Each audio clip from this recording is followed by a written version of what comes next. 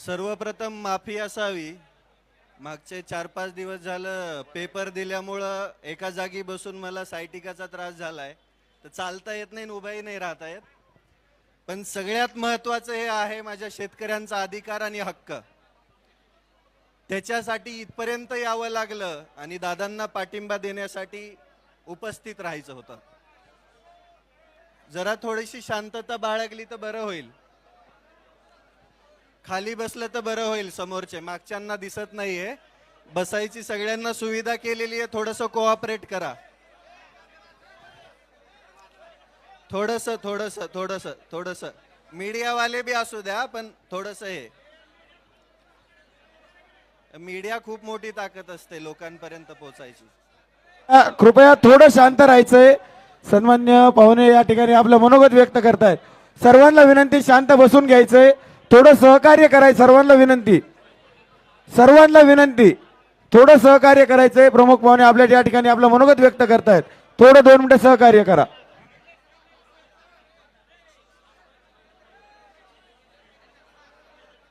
मागचे बसून घ्या प्लीज.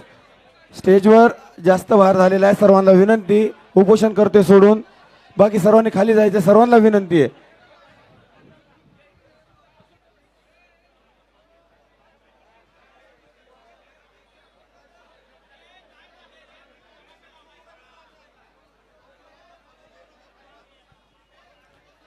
थोडीशी शांतता. थोडीशी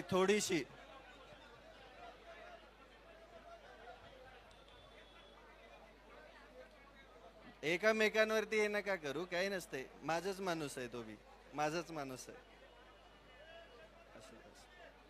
झाले 2 मिनिटं शांत राहाल. आता आवाज येईल का? छत्रपती शिवाजी महाराज की, धर्मवीर छत्रपती संभाजी महाराज की, भारतरत्न विश्वरत्न डॉक्टर बाबासाहेब आंबेडकरांचा, पुण्यश्लोक अहिल्यादेवी होळकरांचा. आवाज नाही येत आहे. शेतकरी एकजुटीचा.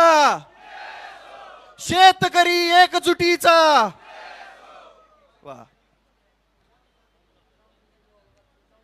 सरकारने कर्जमाफी दिली. अर्ज GR काढायची घाई केली आणि त्याच्यामध्ये सगळ्यात जास्त जाचकाठी लावल्या. मला सर्वात सुरुवातीला हे मेन्शन करायचं की ही कर्जमाफी फसवी असणार आहे हे आधीच माहिती होतं. जेव्हा काही दिवसांपूर्वी शेतकऱ्यांच्या नावाने आंदोलन झालं आणि मुंबईला बोलून त्याच्यामध्ये काही झालं, त्यावेळेसच समजलं होतं की सरकार फक्त शेतकऱ्यांच्या तोंडाला पानं पुसायचं काम करणार आहे. माहित होतं. ते पुढे जाऊन सिद्धही झालं. काहींना आमदारकी भेटली, काहींना वचनं भेटली, पक्ष विलीन झाले आणि सरकारने त्यानंतर GR काढला. GR मध्ये 2 अटी अशा आहेत ज्याच्यामध्ये अख्खी खुट्टी टोकलेली आहे. ज्या शेतकऱ्यांनी 2019च्या कर्जमाफीमध्ये लाभ घेतलेला आहे अशा शेतकऱ्यांचं कर्ज माफ होणार नाही. त्याच्यामध्ये तुम्हाला 50,000 लाभ भेटेल, परंतु तुम्हाला जे कर्ज आहे, तुमचं जे थकीत कर्ज आहे, ते कर्ज तुम्हाला 1 ना 1 रुपया आधी भरावं लागेल. मग याला कर्जमाफी म्हणायची की फडणवीसांनी सुरू केलेली बँकांसाठीची कर्ज वसुली, हा प्रश्न पडलाय. दुसऱ्यामध्ये बी सेम तीच अट आहे. काहीच नाहीये याच्यामध्ये. महाराष्ट्रातील जवळजवळ 36 लाख शेतकऱ्यांचं नुकसान होणार आहे. मग कर्जमाफी द्यायचीच होती तर सरसकट द्यायची ना. ढोंग कशाला करायचं? जर तुम्हाला शेतकऱ्यांचा एवढाच कळवळ आहे तर सरसकट द्यायची. पण नाही. आजपर्यंत तुम्ही 2014 पासून बघत आलेला आहात. समित्या आणि निकषांमध्ये सरकार फसलेलं आहे. मागच्या 10 ते 12 वर्षामध्ये जेवढं काही सरकार आली त्याच्यामध्ये मध्ये एक कर्जमाफी झाली, त्याच्यामध्ये सरसकट दिली होती. पण यांनी 2 कर्जमाफ्या दिल्या. त्या 2 कर्जमाफ्यामध्ये फक्त निकष लावलेले, तर त्याच्यामध्ये दुसरं काहीच नाहीये. या निकषांमध्ये शेतकऱ्याला कोणतीही कर्जमाफी भेटत नाहीये. माझ्या वडिलांच्या नावावरती 35,000 रुपयाची सोसायटी आहे. मागच्या वेळेस बी तो 50,000चा लाभ भेटला नाही, यावेळेस बी भेटणार नाही. मग कसं म्हणायचं की माझ्या शेतकऱ्याला, माझ्या शेतकरी राजाला कर्जमाफी भेटते म्हणून? जी मुख्य मागणी आहे, हेच मुख्यमंत्री देवेंद्र फडणवीस साहेब म्हटले होते की मी सत्तेमध्ये आल्यानंतर शेतकऱ्यांचा सातबारा करणार, कोरा कोरा कोरा कोरा कोरा. पण हा कोरा करायच्या नादामध्ये त्या शेतकऱ्यांच्या सातबाऱ्यावरती बोजा चढवायचं काम हे सरकार करत आहे. या सरकारच्या काळामध्ये विचार करा तुम्ही, कोणतीही सबसिडी शेतकऱ्याला भेटत नाही, कोणत्याही योजनेचे पैसे योग्य वेळेवरती शेतकऱ्याला भेटत नाही, खताचे औषधाचे भाव गगनाला भिडलेत, कोणताही हमी भाव योग्य प्रकारे शेतकऱ्याला भेटत नाही, कांदा 2 रुपयाने विकावा लागतोय. शेतकरी अक्षरशः देशोधडीला लागायला लागला आणि इथलं सरकार म्हणते आम्ही शेतकऱ्यांच्या हिताचं. अरे घंटा तुम्ही हिताचे आहेत, लई शिव्या येतात पण इथं देऊ शकत नाही. यांच्या विरोधात बोलतो म्हणून 2 दिवसापूर्वी 2 अकाउंट उडवले. अरे अकाउंट उडवले म्हणजे आवाज दबत असतो का? येता येता दुसरं उडवलं 5 लाखाचं. एवढे घाबरलेत हे, एवढे घाबरलेत कारण की शेतकऱ्यांची एकजूट व्हायला लागली, शेतकरी एकत्र यायला लागलाय. दादांनी सुरुवातीला आंदोलन चालू केलं, कांद्याच्या आंदोलनामध्ये बघा सुरुवातीला 12 रुपये 35 पैसे वाढवलं. जशी जशी शेतकऱ्यांची एकजूट वाढायला लागली दादांचा तीव्र विरोध चालू झाला. त्यानंतर 15 रुपयाच्या वर भाव केला ना, आता काहीतरी 16.5 रुपये केलाय. मग तुम्ही असं खुडत खुडत देण्यापेक्षा एक खट्या का देत नाहीत? गोष्टी देत असताना तुम्हाला सतत समिती आणि निकष का लागतात? आणि तुमचा तो पात्र शब्द नेमका कोणत्या पुस्तकात आलाय तो एकदा बघावा लागेल. नेमका यांनी कोणत्या पुस्तकातून अभ्यास केलाय? कोणतीही गोष्ट मागितली की पात्र शब्द टाकणार. त्या पात्र शब्दामध्ये शेतकऱ्यांची अख्खी कर्जमाफी ही फसवी झाली. शेतकऱ्यांच्या हाती काहीही भेटणार नाही. शेतकऱ्याच्या हातामध्ये फडणवीस सरकारने गाजर द्यायचं काम केलंय. आणि कोणी बोललं की एक तर त्याच्यावर गुन्हे दाखल होतात, एक तर त्याचे अकाउंट बंद होतात आणि त्याला जेलमध्ये डांबल्या जातं. शेतकऱ्यांच्या हितासाठी बोलत असताना काही भांडुळं परत अजून खाली कमेंटमध्ये बोलतात की हे फक्त स्टंट चालू आहे वगैरे वगैरे. 1-2 दिवस उपाशी येऊन बसा की. 4-5 तर भांडगुळ सोडलेत सरकारने. अक्षरशः संविधानिक पदावरती असताना भिकार चोटासारखं बोलतात, हे दलिंदरासारखं. अरे तुमच्या मनामध्ये एवढी नीचता भरलेली आहे, तुम्ही माणसं नाहीत, राक्षस आहात. तुमच्याकडून शेतकऱ्यांचं भलं होईल याची अपेक्षाच नाहीये. पण आम्ही पण खमकेत, आम्ही पण शेतकरी आहेत. आम्ही आतापर्यंत आमचं रुमणं त्या अवतावरती धरून 2 फूट आतमध्ये आऊत खुपसलंय शेतामध्ये. आमच्या शेतीची मशागत केली आहे. तेच रुमणं काढून, तेच रुमणं हातामध्ये घेऊन तुमच्या डोक्याची आणि तुमच्या ढुंगणाची मशागत करायला आम्हाला वेळ लागणार नाहीये. आमच्या आसुडाचा आवाज ऐकला तर तुमच्या कानातून रगात निघल. त्यामुळं सुधरा, या 2 अटी मागे घ्या. सर्वसामान्य शेतकऱ्याला कर्जमाफीचा लाभ भेटू द्या. बँकांचे वसुली एजंट असल्यासारखं वागू नका, अन्यथा याचे परिणाम संपूर्ण महाराष्ट्रभर दिसतील. आज ही मूठ, वज्रमूठ एवढी मोठी होईल की या वज्रमुठीने तुमच्या डोक्यावरती प्रहार केला तर कुठे पाताळाला जाताल समजणार पण नाही. अरे यांना लाजा वाटायला पाहिजेत. देत असताना जरा नीट तरी द्यायचं ना. निकष लावून द्यायचंय तर द्यायचं ढोंग कशाला करायचं? मतांपुरता शेतकरी लय महान असतो यांच्या नजरेमध्ये.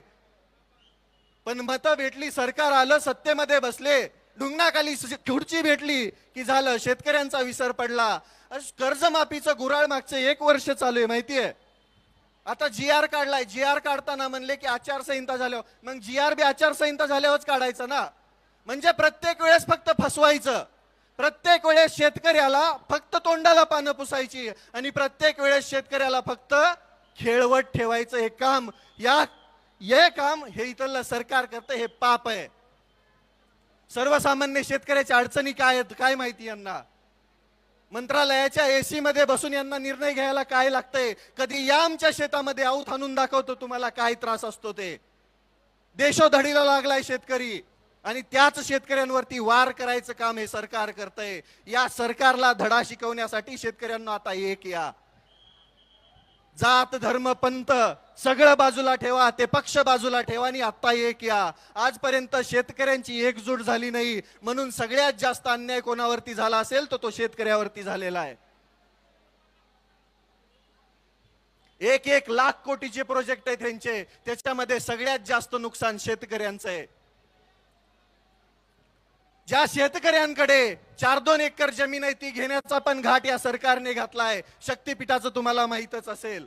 ज्याची आवश्यकताच नाही, ज्याला समांतर महामार्ग आहे, तरी पण यांना तिथं घालायचं आहे, कारण की सरकारनं शेतकऱ्यांच्या जमिनी घ्यायच्या, त्या कॉन्ट्रॅक्ट मधून पैसे कमवायचे आणि शेतकरी देशोधडीला लावायचा.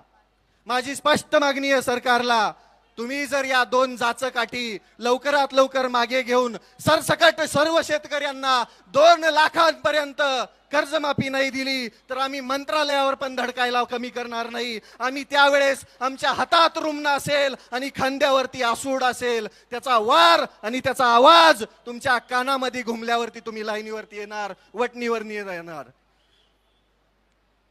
वाटोळं झालंय शेतकऱ्यांचं. कोणत्याही योजनेला निधी नाहीये, फंड नाहीये. सर्वसामान्य शेतकऱ्याच्या आता पेरण्या तोंडावरती आहेत, बियाणं व्यवस्थित उपलब्ध नाहीये. या वर्षी तर दुष्काळाचं सावट आहे. खुद मुख्यमंत्रीच म्हणताय की 1950 सारखा दुष्काळ पडणार आहे जणू. मग याच्यामध्ये शेतकरी कसा जगणार नेमका? त्याच्या डोक्यावरती कर्जाचा डोंगर असताना तो सर्वाईव्ह कसा करणार, जगणार कसा, आणि तो पुढे त्याचं कुटुंब कसं जगवणार, हा प्रश्न आहे शेतकऱ्यांच्या पुढे.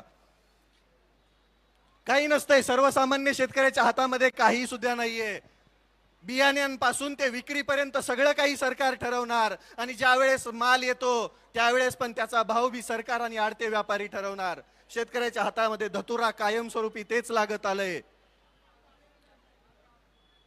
सर्वसामान्य शेतकऱ्यांना लुटायचं काम इथलं सरकार करत असताना आपण शांत बसून चालणार नाही. माझी त्या सर्व महाराष्ट्रातील शेतकऱ्यांना विनंती आहे, आज आमदार रोहितदादा पवारांच्या पाठीमागे उभा राहावं लागेल. 3 दिवसापासून पोटात अन्नाचा कण नाहीये.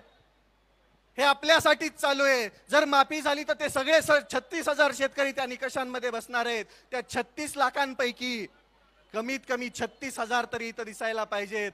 त्याच वेळेस इथल्या सरकारवरती दबाव बसणार आहे. माझी महाराष्ट्रातील सर्व शेतकऱ्यांना विनंती आहे, कुठं बी असा पण पंढरपुरात दिसा. आजपर्यंत तुम्ही वारकरी बनून इथं आला होतात, आता एकदा शेतकरी बनून पंढरपुरात यायची वेळ झाली आहे. आमदार रोहितदादा पवारांचे हात बळकट करायची वेळ झाली आहे. हे तुमच्यासाठी चालू आहे फक्त. याच्यामध्ये कोणता स्वार्थ, कोणता स्टंट किंवा अजून काही नाहीये. मुळातच या राज्यामध्ये विरोधक ठेवायचाच नाही असा सरकारचा घाट आहे. त्याच्यासाठी 4-2 भिकारचोट सोडलेली आहेत. काल एक जण बकवास करत होता, दलिंदर. अरे 2 मारावे वाटले, आई शपथ सांगतो. नाव घेतलं लय बुडाला आग लागल, घेणार नाही, तुम्हाला समजून गेला असेल. लाजा वाटत नाहीत का तुम्हाला बोलत असताना? लाजा. अरे जनाची नाही मनाची तरी ठेवा ना. कोणीतरी शेतकऱ्यांसाठी लढत असताना तो स्टंट कसा असू शकतो?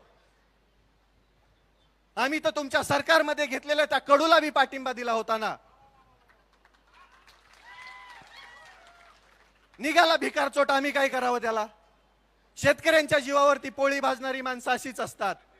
पण इथं नाहीये ना तसं. मागचा जर विचार केला तुम्ही तर कांदा आंदोलनामध्ये शेतकऱ्यांचा फायदा झाला दादांनी आंदोलन केल्यानंतर. मग या आंदोलनाचा पण फायदा शेतकऱ्यांना होणार आहे, हा विश्वास आहे आम्हाला. आणि आम्हाला माहिती आहे, की हे स्वाभिमानाचं रक्त आहे, हे शेतकऱ्यांसाठी लढणारं रक्त आहे. म्हणून आमचा जाहीर पाठिंबा दादाला आहे. आता माघार नाही. जोपर्यंत या 2 जाचकाठी सरकार रद्द करत नाही, जोपर्यंत सरसकट सर्व शेतकऱ्यांना 2 लाखांपर्यंत कर्जमाफी सरकार देत नाही, तोपर्यंत आम्ही माघार घेणार नाही. आता आम्ही शांततेमध्ये आहोत, आता आम्ही शांत बसून आहोत. याचा अर्थ असा नाही की आम्ही शंड आहोत. आम्हाला लढायचंही माहितीये. छत्रपती शिवरायांचा वारसा सांगतोत आम्ही. डॉक्टर बाबासाहेब आंबेडकरांनी दिलेलं संविधान, त्यांनी दिलेलं सगळं साहित्य वाचून इथं अन्यायाविरुद्ध लढणारे हात आहेत आमचे.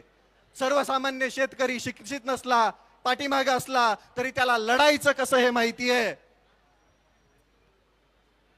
आम्ही लढणार, तोपर्यंत लढणार जोपर्यंत शेतकऱ्यांना त्यांचा हक्क भेटणार नाही. आम्ही लढत राहणार, शेवटच्या श्वासापर्यंत लढत राहणार.